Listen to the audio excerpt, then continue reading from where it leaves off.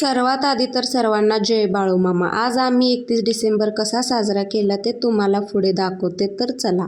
जुनं वर्ष निरोप घेतंय आणि नवे वर्ष उंबऱ्यावर उभं आहे.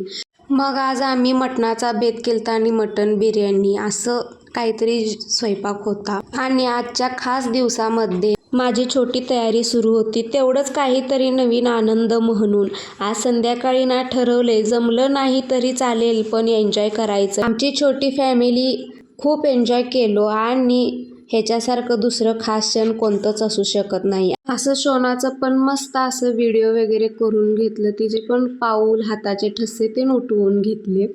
मग नंतर आम्ही पण आमच्या दोघांच्या अंगठ्याचे हार उठवून घेतले. अशा प्रकारे 31st पण खूप मस्त सेलिब्रेशन झालं.